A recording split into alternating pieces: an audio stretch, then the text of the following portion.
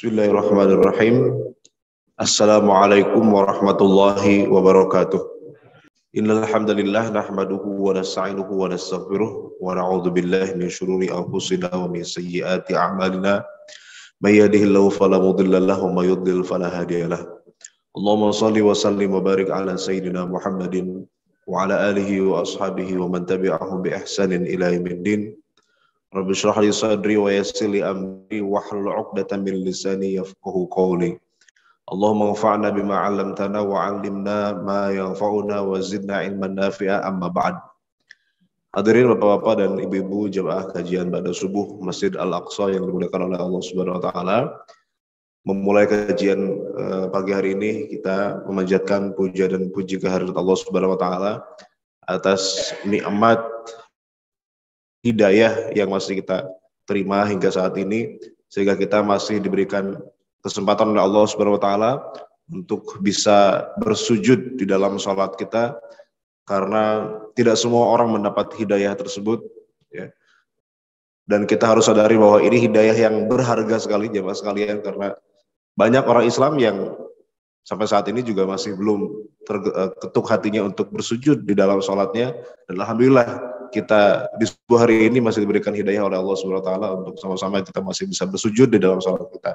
Dan ini tentu nikmat yang luar biasa yang harus kita syukuri. Salawat dan salam semoga selamanya terlimpahkan kepada junjungan kita Nabi Muhammad SAW. Seraya berharap mudah-mudahan kita semua di yaumil qiyamah nanti menjadi umat yang mendapatkan syafaat dari beliau. Amin ya rabbal alamin. Jemaah sekalian, tema yang akan kita bahas sebetulnya tadi agak berubah ya. Tadinya kita akan bahas tentang harta haram terkait dengan bagi waris, tapi karena kayaknya masih dekat, masih sebelumnya pernah kita bahas, tapi memang dari angle yang berbeda, maka saya coba bahas tema yang agak baru ya, yang belum pernah kita bahas sebelumnya, yaitu terkait dengan mahram ya, terkait dengan mahram. Karena sebelumnya kita membahas tentang fikih nikah, ini masih ada kaitannya dengan fikih nikah, yaitu pembahasan tentang mahram. Nah, mahram itu apa dan bagaimana konsekuensinya. Ini penting jemaah sekalian karena terkait dengan keseharian kita ya, di rumah kita kadang-kadang ada saudara kita ya, saudara tapi ternyata bukan mahram. Nah, karena nanti ada hukum yang berkaitan dengan hal tersebut. Jemaah sekalian, mengawali kajian ini mungkin dengan sebuah pertanyaan ya, apa bedanya muhrim dengan mahram? Apa bedanya muhrim dengan mahram, Pak? Kita sering mendengar kata muhrim, juga sering mendengar kata mahram. Ya, di telinga kita sebetulnya sama aja ya, mahram muhrim itu maknanya sama kalau dalam pengertian orang Indonesia. Ya, ada orang mau sentuhan, ya mau salaman, maaf belum muhrim, maaf belum mahram. Sama istilah itu ya dalam orang Indonesia. Tapi kalau kita kembalikan kepada bahasa asalnya yaitu bahasa Arab, sebetulnya muhrim dengan mahram itu dua hal yang berbeda. Kalau muhrim itu artinya orang yang sedang melaksanakan ihram, orang yang sedang umroh atau haji, itu muhrim. Tapi kalau mahram, nah berarti yang akan kita bahas pagi hari ini. Mahram itu adalah lawan jenis ya, yang haram kita nikahi, mahram ya, yang haram kita nikahi. Jadi beda jauh Pak ya kalau kita lihat dari bahasa Arabnya. Muhrim orang yang sedang ihram, sedang haji, sedang umrah. Mahram orang yang haram kita nikahi.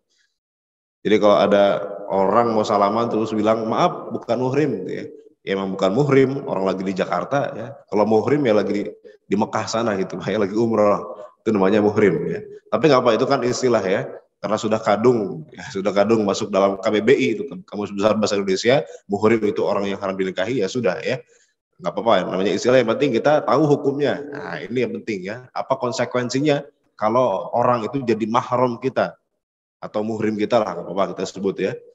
Nah insya Allah kita akan bahas.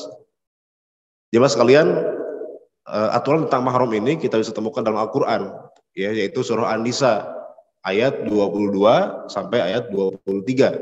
Ini Allah menyebutkan siapa saja yang menjadi mahram kita, siapa saja yang haram kita nikahi ya. Dimulai dari ayat 22, wala taqihu ma nakaha abaukum minan nisa jangan kalian menikahi wanita yang telah dinikahi oleh bapak-bapak kalian. Gitu.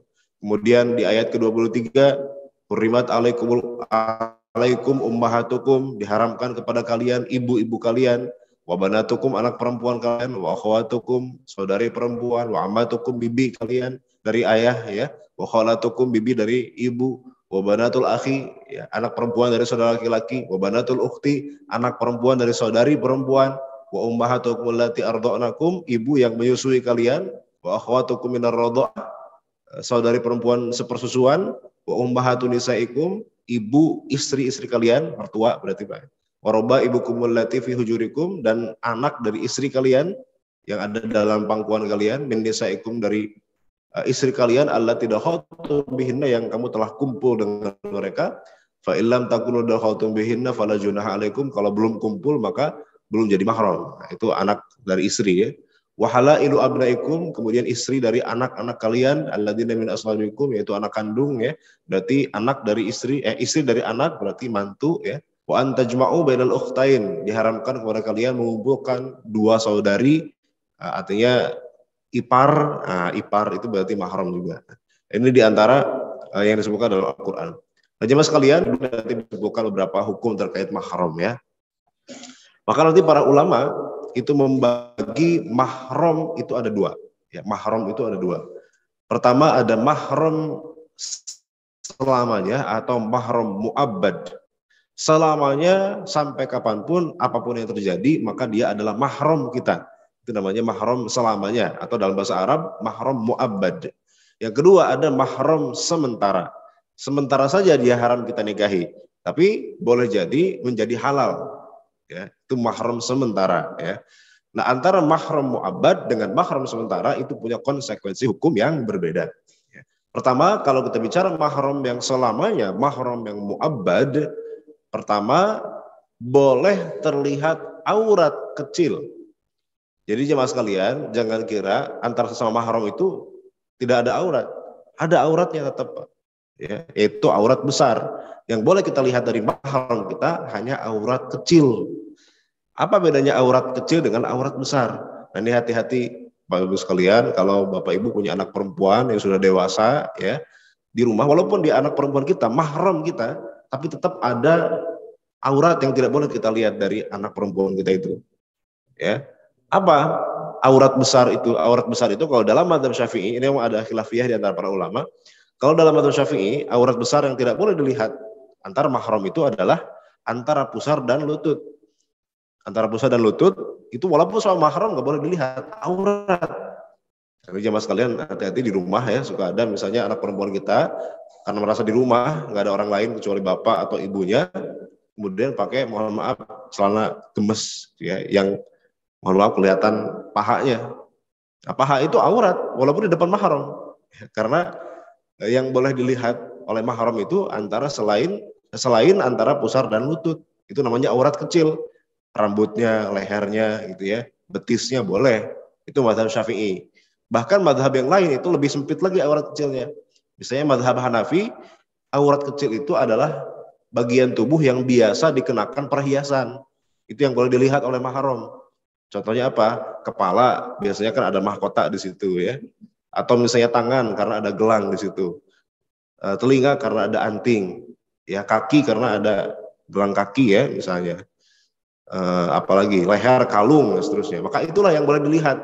Selain itu berarti yang tidak ada perhiasannya, yang tidak biasa dikenakan perhiasan, anggota tubuh yang tidak biasa dikenakan perhiasan, maka tidak boleh dilihat meskipun sama mahram. Itu mazhab Hanafi. Wala yubdina zinatahunna. Ya, tidak boleh menampakkan perhiasan, ya. Perhiasan maksudnya adalah anggota tubuh yang biasa dikenakan perhiasan. Itu dipahami mazhab Hanafi. Maka dada pun tidak boleh kelihatan oleh mahramnya sekalipun, oleh bapaknya, oleh adik laki-lakinya, abang laki-lakinya. Nah, itu hati-hati, ya, di rumah itu mahram, antar mahram pun masih ada aurat yang tidak boleh kelihatan. Yang boleh kelihatan hanya aurat kecil saja. Nah, adapun mahram yang sementara nanti, ya, mahram sementara itu tidak boleh masuk aurat kecil. Tidak boleh ke kerudung. Nah, mahram sementara misalnya siapa? Mahram sementara itu misalnya, nanti kita akan bahas, Pak. Mahram sementara itu misalnya ipar. Ipar itu mahram sementara, ya. istri dari adik kita misalnya, atau suami dari adik kita masuk ke rumah, maka tidak boleh kelihatan aurat kecilnya, apalagi aurat besar. Ya, berarti nggak boleh buka kerudung dan seterusnya. Nah ini kan sering terjadi kalau kumpul keluarga misalnya gitu ya. Biasanya karena merasa ini keluarga, merasa ini bukan orang lain, akhirnya buka kerudung. Padahal itu bukan mahram selamanya. Mahramnya mahram sementara, ipar ya. Termasuk bahkan yang bukan mahram, keluarga yang bukan mahram, sepupu. Nah, sepupu ini kadang-kadang juga merasa saudara itu ya, dari kecil main bareng, dari kecil bahkan suka mandi bareng ya. Kalau sudah balik, Mbak, itu bukan mahram. Kalau sudah balik ya nggak boleh lagi kelihatan gitu ya. Nah, ini pertama, boleh terlihat aurat kecil, tapi kalau mahram sementara nggak boleh. Yang kedua, boleh bersentuhan. Ya, artinya yang mahram ini kan boleh bersentuhan dengan ibu kita, dengan anak perempuan kita. Tapi kalau mahram yang sementara, ya, tadi ipar misalnya ya, nggak boleh kita salaman, nggak boleh kita sentuhan, ya, meskipun keluarga tadi ya.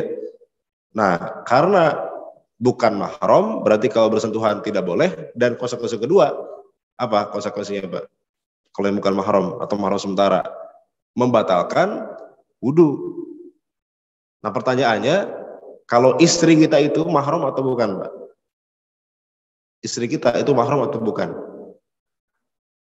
Bukan, Mbak. Kenapa?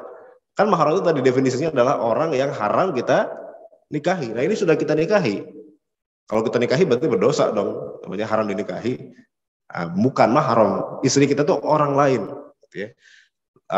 Kan berarti kalau bukan mahram tidak boleh bersentuhan, Pak. Nah, sama istri bukan hanya bersentuhan, lebih dari itu pun boleh. Gitu ya.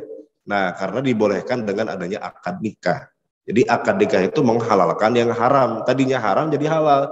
Dan bisa jadi haram lagi ketika akad nikahnya sudah terputus. Sudah cerai misalnya ya. Berarti tidak boleh lagi bersentuhan. Kan gitu ya. Karena bolehnya bersentuhan dengan istri bukan karena mahram, tapi karena akad nikah. Hilang akad nikahnya, terputus ikatan nikahnya, maka haram lagi bagi dia. Tapi kalau mahram, selamanya mahram. Selamanya boleh bersentuhan. Nah, maka istri kita itu bukan mahram. Karena istri bukan mahram, ya, berarti tadi ya ketika bersentuhan maka dia membatalkan wudhu dalam mazhab Syafi'i. Dalam mazhab Syafi'i bersentuhan dengan istri itu batal wudhu. Kenapa? Karena istri bukan mahram. Ya, istri bukan mahram. Walaupun nanti ada beda pendapat juga ya.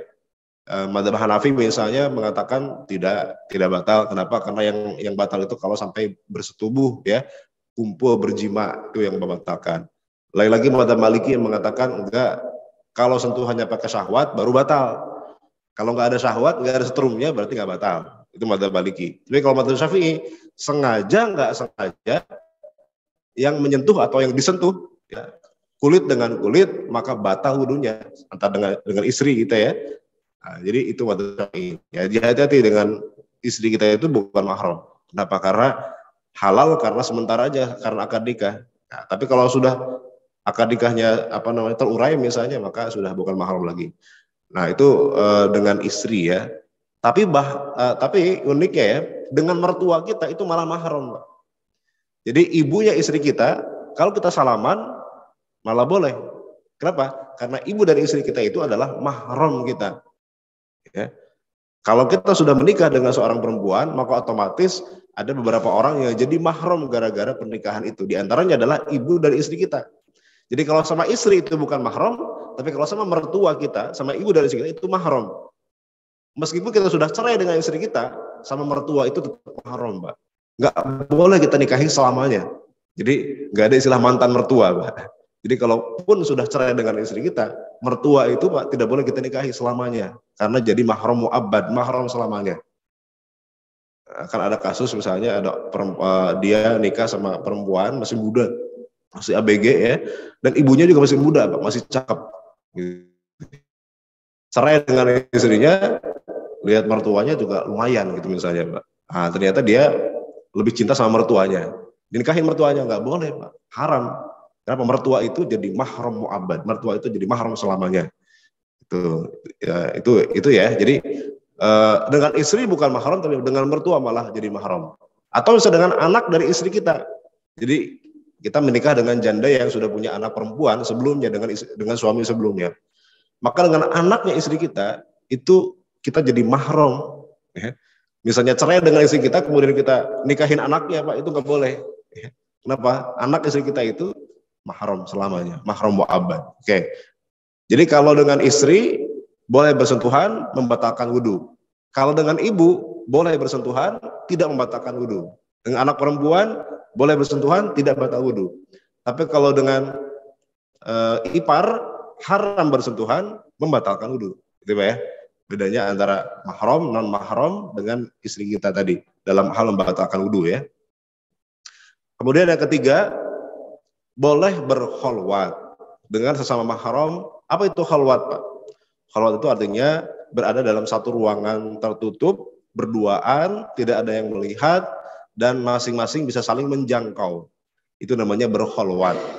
Dengan mahram kita boleh berkholwat, berduaan. Tapi kalau artinya dengan mahram yang selamanya ya. Sebaliknya dengan mahram yang sementara tidak boleh berkholwat, tidak boleh berduaan saja dalam rumah, ya, tidak ada orang yang melihat, kemudian keduanya bisa saling menjangkau, nggak boleh. Nah ini juga hati-hati ya. Mahram sementara itu diantaranya siapa tadi? Ipar. Ipar itu bukan mahram, artinya bukan mahram selamanya. Mahram sementara aja. Sementara jadi ipar haram kita nikahi. Tapi andai kan misalnya adik kita nih cerai misalnya Pak ya dengan istrinya, boleh nggak kemudian kita nikahi Pak? Kita teruskan perjuangan adik kita misalnya gitu Pak ya.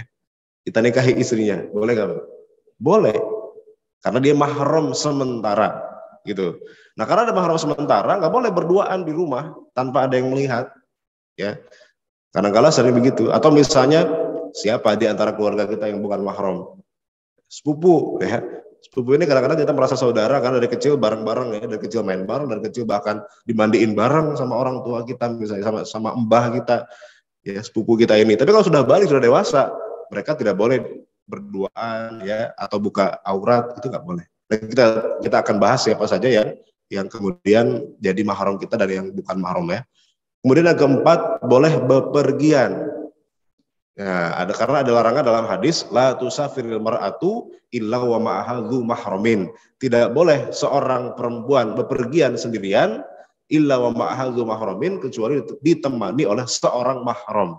Jadi kalau bukan mahram berarti tidak boleh dia menemani perjalanan yang jauh berduaan doang, itu nggak boleh. Ya, tadi misalnya sama ipar gitu ya.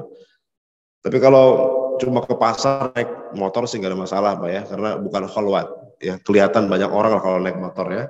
Tapi kalau misalnya traveling ke Bali gitu Pak ya, berduaan naik pesawat, nah itu yang kemudian dilarang kalau bukan mahram. Ya, hanya mahram saja yang boleh. Ya. Nah ini terkait, kita akan bahas lebih jauh lagi nanti Pak ya. Nah sebaliknya mahram sementara itu haram terlihat aurat kecil, apalagi aurat besar, nggak boleh. Ya, nggak boleh buka kerudung, nggak boleh kelihatan betisnya dan seterusnya. Ya. Kemudian haram bersentuhan, ya, haram dengan yang mahram sementara ini ya.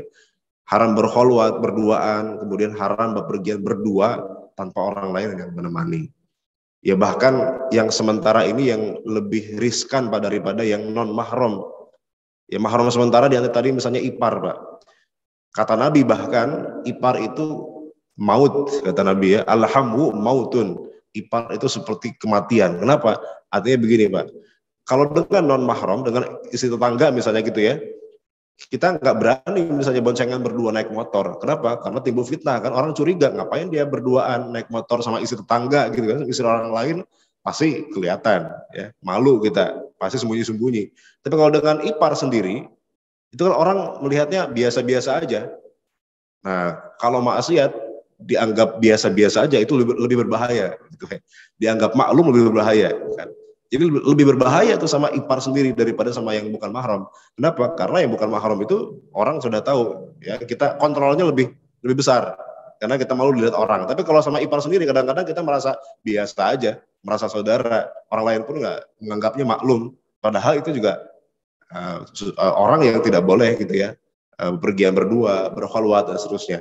Makanya Nabi mengatakan alhamu mautun, ipar itu seperti mati, kematian. Kenapa? Artinya lebih berbahaya daripada yang bukan mahram. Karena kita merasa itu keluarga, merasa gitu bukan orang lain sehingga kita bisa berduaan, ya kumpul bareng, ya. buka aurat dan seterusnya. Padahal itu tidak boleh, bukan mahram selamanya. Dia hanya mahram sementara saja. Itu yang kita khawatirkan. Baik jemaah sekalian, ini terkait bedanya mahram selamanya dan sementara ya. Siapa saja mahram sementara, diantaranya misalnya ipar ya, suami atau istri dari adik kita atau abang kita itu ipar ya. Selama jadi ipar haram kita nikahi. Tapi ketika misalnya sudah jadi mantan, sudah cerai atau ditinggal meninggal oleh adik atau abang kita, maka boleh kita nikahi karena dia hanya sementara. Kemudian misalnya siapa? Iparnya orang tua. Iparnya orang tua itu berarti siapa?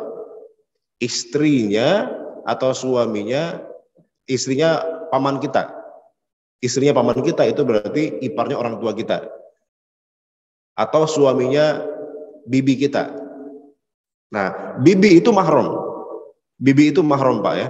Artinya kita dengan bibi selamanya nggak boleh nikah. Boleh bersentuhan, boleh berkholwat, boleh pergian berdua dengan bibi kita. Tapi kalau dengan istri dari paman kita, nah ini hati-hati, Pak. Istri paman kita itu bukan mahram. Ya. Kan sama-sama kita panggilnya bibi ya. Baik bibi kita yang beneran, artinya bibi adik bapak kita misalnya, atau istri dari paman kita. Itu kan sama-sama kita panggil bibi juga. Kalau bahasa Jawa apa? Bude, Pak ya. Sama-sama kita panggil bude. Tapi kan beda. Yang satu ini adik bapak kita, mahram. Kita boleh berduaan, boleh salaman ya. Tapi kalau dengan istri dari paman kita, itu bukan mahram. Orang lain itu, Pak. Mahramnya mahram sementara aja. Selama jadi istri paman kita, haram kita nikahi. Tapi andaikan cerai sama paman kita, Pak, dan kebetulan masih cakep misalnya gitu, Pak, boleh nggak kita nikahin istri paman kita? Mantan istri dari paman kita, boleh. Mahramnya mahram sementara. Maka karena mahram sementara, berarti ya tidak boleh kita buka aurat di depan dia. Tidak boleh kita misalnya salaman dan seterusnya. Nah, harus kita bedakan ya, Pak ya, antara bibi dengan istri dari paman kita. Bibi itu mahram, tapi kalau istri paman itu bukan mahram. Atau misalnya paman itu mahram, tapi istri dari paman, ya itu bukan mahram, orang lain. Ya. Nah, jadi itu mahram sementara saja. Kemudian yang ketiga, wanita bersuami. Istri orang itu mahram sementara, Pak. Ya. Selama dia jadi istri orang lain, itu mahram, haram kita nikahi. Tapi kalau misalnya dia cerai, ditinggal mati oleh suaminya, misalnya selesai idahnya, berarti sudah bukan mahram lagi. Boleh kita nikahi. Maksudnya gitu, Pak ya. Boleh kita nikahi. Jadi ini kelebihannya, ada kelebihan yang dimiliki oleh seorang perempuan yang tidak dimiliki oleh seorang laki-laki, Pak. Apa? Laki-laki itu nggak boleh menikahi istri orang. Nggak boleh, Pak ya? Haram, mahram. Tapi perempuan boleh menikahi suami orang. Boleh nggak, Pak? Boleh. Itu kelebihan ibu-ibu yang tidak dimiliki oleh bapak-bapak. Ya. Bapak-bapak tidak boleh menikahi istri orang, kalau ibu boleh menikahi suami orang. Ya, jadi harus bangga jadi seorang perempuan, Bu ya. Ada kelebihan ternyata gitu ya.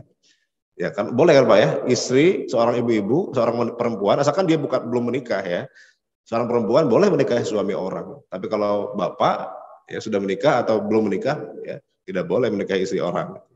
Nah, jadi wanita bersuami itu adalah mahram yang sementara. Sementara jadi suami istri orang, haram kita nikahi. Tapi kalau sudah cerai, sudah jadi janda, nah, istilah kutunggu jandamu kan itu, Pak ya. Nah, itu berarti sudah boleh kita nikahi asalkan sudah selesai masa idahnya. Kalau masih dalam masa idah, belum boleh kita nikahi, haram ya. Masa idah itu kan 3 kali haid, 3 kali suci ya. Nah, selama itu maka tidak boleh kita nikahi. Atau yang ditinggal mati suami, maka masa idahnya 4 bulan 10 hari. Setelah ditinggal mati, tidak boleh langsung kita nikahi. Tunggu 4 bulan 10 hari, baru kita halal kita nikahi. Kemudian yang keempat, lelaki beristri 4. Nah, lelaki beristri 4, nah ibu-ibu tidak boleh dinikahin. Ya, karena maksimal berapa? 4. Tunggu sampai ada satu yang dicerai misalnya gitu ya. Atau ada satu yang meninggal, baru satu boleh masuk untuk istri yang lain, perempuan yang lain. Nah, berarti itu lelaki beristri 4 buat seorang perempuan itu mahram sementara, haram dinikahi selama istrinya masih 4 ya. Kalau misalnya hilang satu, ya, hilang misalnya digondol orang misalnya gitu, Pak, atau meninggal atau dicerai, maka berarti baru boleh masuk satu lagi. Jadi itu mahram sementara ya. Ini mahram sementara. Atau misalnya keponakan atau bibi dari istri. Istri kita punya keponakan atau punya bibi, itu mahram sementara. Jadi nggak boleh Pak kita menikahi dua orang sekaligus, yang satu perempuan, yang satu kemudian keponakannya, itu nggak boleh. Istri kita nikahi langsung dengan keponakannya, itu nggak boleh Pak. Kan sebetulnya boleh kan kita nikahi dua langsung, itu boleh Pak. Ya, satu akad dua cinta itu boleh Pak. Ya. Jadi menikahi dua orang perempuan sekaligus boleh. Tapi kalau satu perempuan, yang satu keponakannya, atau satu perempuan satu bibinya, itu nggak boleh. Atau satu perempuan satu saudarinya, itu nggak boleh, haram. Nah, mahramnya mahram sementara. Kalau kita sudah cerai dengan istri kita, baru boleh kita nikahi ponakannya atau kita nikahi bibinya, gitu Pak ya. Itu baru boleh. Nah, ini mahram sementara. Kalau mahram selamanya, nah ini yang kita bahas. Mahram selamanya itu dibagi tiga. Ada mahram karena jalur nasab, keturunan. Ada mahram karena jalur musaharah. Musaharah itu artinya perbesanan, karena ada hubungan pernikahan, maka ada orang-orang yang tadinya orang lain jadi mahram kita. Kayak tadi mertua, anak dari istri kita, itu mahram karena jalur musaharah, pernikahan. Yang ketiga, jalur persusuan. Ya, dengan kita menyusu kepada seorang wanita, maka kita jadi mahram dia dan juga beberapa orang di antaranya.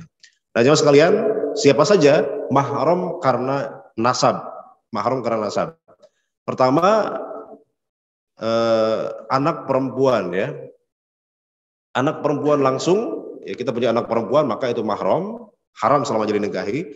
Kemudian saudari perempuan yang sekandung, ya saudari perempuan kita yang sekandung, seayah seibu. Kemudian siapa lagi? Saudari seayah. Saudari seayah itu berarti sama ayah beda ibu. Mungkin ayah kita pernah nikah 2 kali ya, dari ibu kedua punya anak, nah berarti saudara seayah kita. Maka itu juga haram dinikahi selamanya. Boleh bersentuhan, boleh berkhulwat, seterusnya ya. Kemudian ibu kita juga mahram otomatis ya. Kemudian saudari seibu. Artinya ibu kita pernah nikah 2 kali. Ya, pernah nikah 2 kali dari suami yang kedua misalnya punya anak, maka kita dengan anak dari suami yang kedua itu adalah saudari seibu dan tidak boleh jadi mahram dan tidak boleh dinikahi dan seterusnya ya. Kemudian siapa lagi? Bibi dari jalur ibu, berarti adik atau kakaknya ibu yang perempuan. Kemudian bibi dari jalur ayah, adik atau kakaknya ayah yang perempuan, itu juga mahram kita. Haram dinikahi, boleh bersentuhan, boleh berkhulwat, tidak membatalkan wudu dan seterusnya ya. Kemudian siapa lagi? Keponakan perempuan dari saudara laki-laki. Saudara laki-laki kita punya adik, abang yang punya anak perempuan. Berarti ponakan kita itu juga mahram selamanya buat kita. Ya. Kemudian anak dari saudari perempuan, kita punya adik perempuan atau kakak perempuan punya anak, berarti ponakan kita itu juga sama. Ya. Nah ini berlaku ke bawah ya. Jadi yang anak perempuan itu berlaku ke bawah. Artinya cucu perempuan juga sama, jadi mahram kita. Atau anaknya keponakan juga sama, itu juga mahram kita ya. Atau cucu dari saudara kita, itu juga mahram ya. Kemudian ibu ke atas, artinya ibunya ibu, ibunya ayah itu juga mahram. Nenek kita berarti Pak ya, itu mahram juga. Jadi anak ke bawah, ponakan ke bawah, ibu juga ke atas, ayah ke atas, itu mahram juga ya. Kemudian siapa lagi? Nah ini aja Pak sebetulnya. Nah pertanyaannya, siapa keluarga yang tidak termasuk di sini Pak? Yang ternyata bukan mahram. Siapa Pak? Yang paling dekat ya. Ternyata selama ini bukan mahram. Ya, sepupu. Ya, sepupu itu bukan mahram. Sebetulnya berarti anaknya bibi ya. Anaknya bibi atau anaknya paman itu bukan mahram meskipun saudara kita. Waktu kecil kita sering main bareng, mandi bareng, tapi ketika sudah dewasa, sudah balik, maka dia jadi mahram. Karena jadi mahram tidak boleh terbuka aurat di depannya, tidak boleh berkholat berduaan. Nah, mohon maaf, kadang-kadang begini Pak, kita misalnya punya anak, kemudian kita punya ponakan juga, kita ajak main ke rumah kita, yuk main yuk bareng gitu ya, ke rumah. Kemudian kita tinggal berduaan sama anak kita, ponakan kita itu Pak, kita sama ponakan kita mahram, ya, karena ponakan itu mahram. Tapi ponakan kita dengan anak kita mahram atau bukan Pak?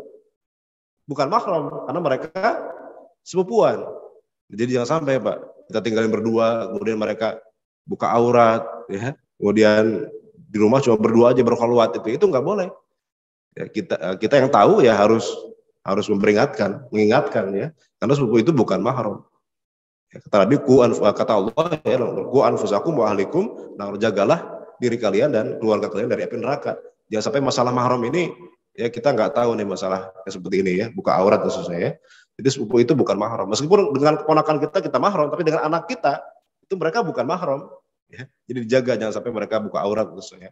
Atau kita sebagai kakek misalnya Pak punya cucu dari anak yang berbeda. Ya, cucu dari anak pertama, cucu dari anak kedua. Kita dengan cucu kita mahram, Pak, nggak masalah. Cium tangan dan seterusnya nggak masalah. Ya. Tapi antara cucu kita dari anak yang satu dengan cucu kita dari anak yang lain, itu mereka bukan mahram, Pak. Ya. Mereka itu sepupuan. Jadi kalau kita ajak nginep di rumah, jangan sampai berduaan tuh, Pak. Cucu dari beda anak itu nggak boleh. Kenapa? Karena mereka bukan mahram, sepupuan gitu, Pak ya. Nggak boleh buka aurat khususnya. Ini kan kadang-kala lagi lebaran itu, Pak ya. Kan kumpul bareng ya, pulang kampung ya ke rumah mbah misalnya gitu ya. Nah, di rumah mbah itu karena merasa keluarga semua, akhirnya semua cucu-cucu ini sepupuan ini semua buka kerudung, buka lepas aurat dan seterusnya. Padahal mereka itu Pak sepupu. Nah sepupu itu bukan mahram. Hati-hati nih Pak ya. Ini sering terjadi gitu ya di kita. Mas sepupu itu bukan mahram, maka ya hati-hati ya, jangan sampai buka aurat. Karena sepupu itu bukan mahram ya. Yang mahram cuma ini aja. Di antara nasab. Ini kalau dari sudut pandang laki-laki. Kalau dari sudut pandang wanita, yang mahram itu berarti ayahnya, anak laki-lakinya, saudara laki-lakinya, saudara laki-laki seayah, ya saudara laki-laki seibu, kemudian paman dari jalur ibu, paman dari jalur ayah, kemudian ponakan laki-laki dari saudari perempuan, ponakan laki-laki dari saudara laki-laki. Ya, tinggal dibalik aja ya. Nah ini dari jalur nasab. Nah yang kedua, mahram dari jalur pernikahan atau musyawarah ya. Maka ketika kita menikahi seseorang, maka ada orang-orang yang jadi mahram kita. Pertama siapa? Kalau istri bukan mahram, ya, istri itu bukan mahram. Siapa? Pertama ibunya istri kita. Ibu yang melahirkan istri kita, Pak. Bukan ibu sambung. Ya. Kadang-kala misalnya ada istri kita, dia orang tuanya sudah cerai, kemudian bapaknya nikah lagi sama perempuan yang lain. Berarti ibu sambungnya itu bukan mahram. Artinya ibu yang melahirkan istri kita, ibu kandungnya, itu mahram kita. Nah, ibu kita jadi mahram kita itu pada saat kapan? Setelah akad nikah. Setelah akad nikah, maka mertua kita otomatis jadi mahram kita, Pak. Boleh kita cium tangan? Boleh. Jadi kalau pas walimahan, Pak, biar bisa sungkeman, biar bisa cium tangan, maka sungkemannya habis akad, jangan sebelum akad. Karena sebelum akad belum jadi mahram, nggak boleh kita salaman sama mertua kita.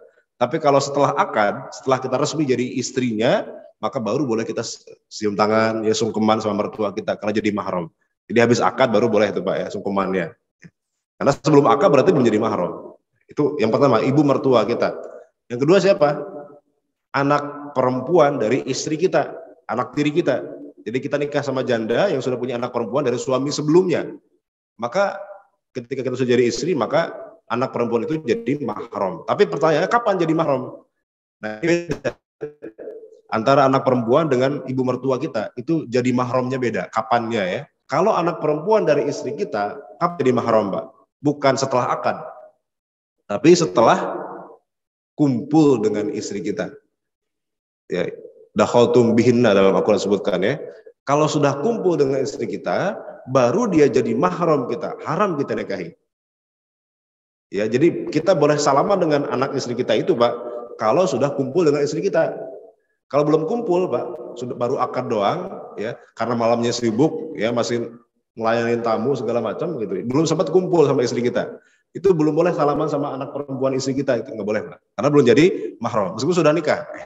Baru boleh salaman ketika kita sudah kumpul dengan istri kita. Mungkin anak perempuannya nanya, dia pengen salaman sama bapak barunya. Pak, udah kumpul belum nih, Pak? Gitu ya. Ya jangan nanya juga gitu ya. Kira-kira aja. Kira-kira kalau sudah berduaan di kamar gitu ya, dalam tempo yang kira-kira cukup untuk berbuat kumpul, baru salaman. Meskipun kita nggak harus tahu mereka ngapain gitu ya. Artinya sudah kumpul, baru boleh salaman. Dalam artian begini Pak, ada kasus mungkin begini ya. Ini untuk memahamkan kita aja. Ada seorang laki-laki misalnya nikah dengan perempuan yang sudah punya anak perempuan, tadi ya janda. Karena dia misalnya pengusaha yang super sibuk, dia kerja di Qatar misalnya Pak, begitu akan selesai, dia langsung pamitan, mohon maaf jamaah sekalian, tamu undangan sekalian, saya harus pergi sekarang juga, dia langsung kemudian naik taksi, setelah akan langsung. Jadi istrinya belum disentuh, langsung pergi dia. 3 bulan di sana, ya. Kemudian pulang-pulang istrinya meninggal dunia. Istrinya meninggal dunia, belum sempat diapa-apakan. Pas pulang ke rumah istrinya, ternyata setelah disemayamkan di kuburan, ya pulang ke rumah, ternyata di sana ada anak perempuan istrinya dan lebih cakep Pak dari ibunya, misalnya gitu Pak ya. Dan akhirnya punya ide nih bapaknya si suami ini, gimana kalau dia nikahin anak perempuannya aja. Dia bilang, nak kamu mau nggak meneruskan perjuangan ibu kamu sama ayah? Itu misalnya Pak ya. Boleh nggak Pak? Boleh. Kenapa? Karena belum jadi mahram. Kenapa belum jadi mahram? Karena belum sempat kumpul dengan istrinya. Baru sekedar akad. Boleh tuh Pak. Kalau ada kasus begitu boleh. Ya. Tapi kalau sudah kumpul, ya nggak boleh. Jadi mahram selamanya. Walaupun kita sudah cerai dengan istri kita nggak boleh menikahi anak dari istri kita ini selamanya. Kalau kita sudah sempat kumpul dengan istri kita. Nah itu konsekuensinya Pak ya. Ya, jadi yang kedua, anak tiri perempuan. Yang berikutnya siapa? Yang berikutnya istri dari ayah kita. Jadi bukan ibu kita, tapi ibu tiri kita. Jadi ayah kita cerai dengan ibu kita, kemudian dia nikah lagi sama perempuan yang lain. Berarti istri dari ayah kita, maka berarti dia mahram selamanya. Mahram karena pernikahan. Maka walaupun ayah kita sudah cerai dengan mantan istrinya, kita nggak boleh nikah dengan mantan istri ayah kita. Ya. Setelah akad, maka otomatis istri ayah kita menjadi mahram kita selamanya. Karena jadi mahram berarti boleh bersentuhan, tidak batal wudhu, ya, boleh berkholwat, boleh bepergian, boleh, tapi nggak boleh dinikahin. Nah itu yang ketiga. Yang keempat, istri dari anak laki-laki kita, berarti mantu kita Pak. Nah mantu itu mahram selamanya. Nah kalau mantu malah boleh Pak, mantu kita misalnya gini, jadi ada misalnya keluarga yang dia belum punya rumah, tinggal di rumah mertuanya. Nah berarti mantu dengan mertua satu rumah, satu atap. Boleh nggak kelihatan rambutnya Pak? Boleh. Kenapa? Karena mantu itu mahram, mahram selamanya. Kalau mantu malah boleh. Tapi kalau sepupu, ya, kalau sepupu malah nggak boleh, karena sepupu itu bukan mahram. Ya. Tapi kalau mantu itu mahram, maka boleh terlihat aurat kecilnya tadi, ya. Aurat kecilnya boleh kelihatan. Kalau dari sisi wanita, jalur wanita, ayah mertuanya berarti ya anak tiri laki-lakinya, dari anak laki-laki dari suaminya, kalau nikah sama duda misalnya, kemudian suami ibunya, kemudian mantu ya, artinya suami dari anak perempuan. Berarti itu mahram dari jalur apa? Dari sudut pandang perempuan sama. Ya. Jemaah sekalian, yang berikutnya dari jalur persusuan, ya. Misalnya ada bayi laki-laki yang dia menyusu kepada seorang ibu susu, maka yang jadi mahramnya pertama ibu yang menyusuinya, haram dia nikahi selamanya. Siapa lagi? Ibu dari ibu persusuan, berarti nenek susu kita, itu juga haram dinikahi. Siapa lagi? Neneknya, bukan nenek ya, ibu dari suami ibu susu kita, berarti mertuanya, mertua ibu susu kita, itu nggak boleh dinikahin juga. Ya. Siapa lagi? Bibi jalur persusuan, berarti saudarinya ibu susu kita. Jadi ibu yang menyusui kita itu punya saudari perempuan, adik atau kakak perempuan, itu juga jadi mahram, mahram karena sepersusuan. Siapa lagi? Bibinya suaminya, iparnya ibu susu kita, itu juga mahram kita. Nggak boleh kita nikahin. Siapa lagi? Anak perempuannya. Anak perempuan dari ibu yang menyusui kita. Misalnya ibu yang menyusui kita juga punya anak perempuan kandung. Berarti kita juga haram menikahi anak perempuannya. Karena dia saudari sepersusuan. Siapa lagi? Anak perempuan lain yang bukan anaknya yang menyusu kepada dia. Misalnya dia punya tetangga Pak ya, anak perempuan tetangganya. Nyusu juga sama ibu ini.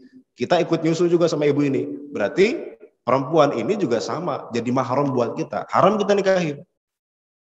Nah, maka harus hati-hati, sekarang itu kan ada namanya bank ASI, Pak ya.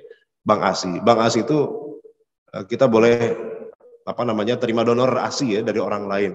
Kalau ada seorang ibu-ibu yang nggak bisa keluar ASI-nya, dia bisa ke bank ASI untuk meminta donor ASI ya. Nah, kita harus tahu pasti siapa identitas pendonornya, Pak. Karena kalau nggak tahu, boleh jadi kita nikahin anaknya, Pak. Padahal anaknya adalah mahram kita.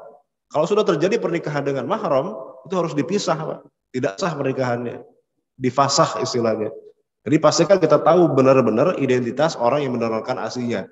Supaya kita tahu kalau dia punya anak perempuan, berarti haram kita nikahi. Kalau dia punya saudari perempuan, haram juga kita nikahi. Kalau dia punya ipar perempuan, haram kita nikahi. Kalau dia punya ibu perempuan, haram dinikahi. Mertuanya haram kita nikahi. Nah, jadi hati-hati kalau kita mau ke bank ASI tadi, pastikan identitas pendonornya harus ketahuan. Kalau darah kan beda, Pak ya. Kalau kita ke PMI kan kita nggak harus tahu Pak pendonornya siapa ya, karena nggak ada konsekuensi hukumnya. Tapi kalau ASI, karena ada konsekuensi hukumnya, kita haram menikahi yang mendonorkan itu, maka kita harus tahu identitas pendonor ASI kita. Oke, maka paling aman Pak mau menyusukan anak kita itu ke saudara kita aja yang ketahuan siapa ya, tetangga misalnya gitu ya, yang ketahuan asal usulnya, itu lebih aman karena kita tahu siapa saja mahram kita nantinya gitu ya. Nah ini Pak ya, tapi persusuan ini juga ada syaratnya ya. Tidak semua yang menyusu kepada ibunya itu jadi, atau seorang perempuan jadi mahram. Mungkin ini ada di benak bapak-bapak sekalian ya. Kalau nggak sengaja keminum misalnya Pak sama suami, itu jadi mahram apa enggak Pak ya? Kira-kira jadi mahram apa enggak Pak? Kita lihat syarat-syaratnya Pak ya.